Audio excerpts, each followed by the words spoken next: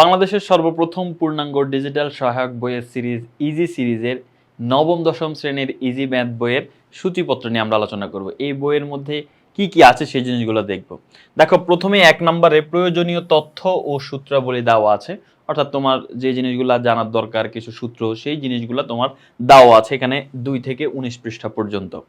এরপরে তোমাদের গণিত বইয়ের 17টা অধ্যায়, এরপরে সিরিয়ালি প্রথম থেকে একদম 17 পর্যন্ত অধ্যায়গুলো তোমাকে সুন্দরভাবে দেওয়া আছে। এখন কথা হচ্ছে অধ্যায়গুলোর মধ্যে কি থাকবে, অধ্যায়গুলোর মধ্যে কি থাকবে।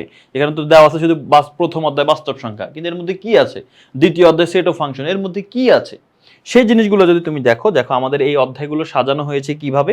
এখানে প্রথমেই অনুশীলনী ভিত্তিক বেসিক কনসেপ্টস গুলো আছে।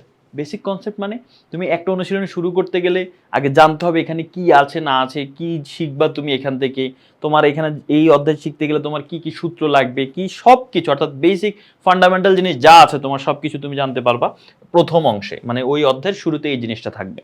এরপরে পাঠ্য বইয়ের যে কাজগুলো আছে, ওই উদাহরণের আগে পরে দেখবা বইয়ের মধ্যে কাজ দেওয়া আছে, ওই কাজগুলোর সমাধান তো দেওয়া থাকে না, তো ওই সমাধানটাও কিন্তু এখানে তুমি পাবা। এর পরবর্তীতে পাঠ্য বইয়ের অনুশীলনীর প্রশ্নের সমাধান পাবা, অনুশীলনীতে যে প্রশ্নগুলো থাকবে সেই অনুশীলনীর প্রশ্নের সমাধান পাবা। এরপরে গুরুত্বপূর্ণ সংক্ষিপ্ত প্রশ্নের সমাধান। সংক্ষিপ্ত প্রশ্ন কিন্তু আমাদের জানতে হয়, কারণ সংক্ষিপ্ত প্রশ্ন থেকে এখন পরীক্ষায় প্রশ্ন আসে, তো সংক্ষিপ্ত প্রশ্নের সমাধান দেওয়া আছে। এরপরে বিগত বছরের বোর্ড পরীক্ষার সৃজনশীল প্রশ্নের সমাধান দেওয়া আছে। বিগত বছরের বোর্ড প্রশ্নের বিশেষ বিশ্লেষণ দেওয়া আছে, অর্থাৎ বিগত বছরের বোর্ড পরীক্ষায় যে সৃজনশীল প্রশ্ন আছে সেগুলো কিন্তু দেওয়া আছে এবং ওই অধ্যায়ের জন্য। ঠিক আছে, মনে করো তুমি দ্বিতীয় অধ্যায় পড়তেছো, দ্বিতীয় অধ্যায়ের বিগত বছরের যে বোর্ড পরীক্ষার প্রশ্ন সেগুলো দেওয়া আছে এবং বিগত বছরের বোর্ড প্রশ্নের বিশেষ বিশ্লেষণ দেওয়া আছে, যেটা দেখে তুমি বুঝতে পারবা কোনগুলো পরীক্ষায় বেশি আসে, কোনগুলো তোমার বেশি পড়া উচিত, কোনগুলোতে ফোকাস দেওয়া বেশি উচিত। এরপরে টাইপ ভিত্তিক বহু নির্বাচনী প্রশ্নোত্তর ও সাজেশন। তোমাকে এমসিকিউ গুলো টাইপ আকারে সাজিয়ে দেওয়া হবে। মনে করো দ্বিতীয় অধ্যায়ের এফ অফ এক্স এর ম্যাথ, এই এফ অফ এক্স রিলেটেড যতগুলো ম্যাথ আছে সবগুলো থাকবে প্রথম টাইপে, এইরকম প্রত্যেকটা টাইপ আকারে আলাদা করে দেওয়া আছে।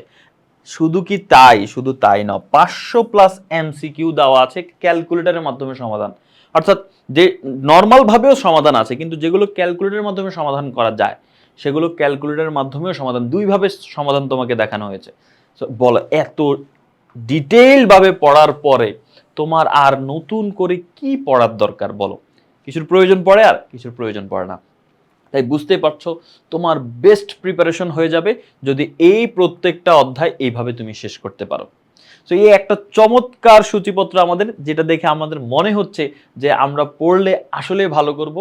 শুধু মনে হওয়া না, তুমি পড়ে দেখো আসলেই তুমি গণিতে প্রো হয়ে যাবে।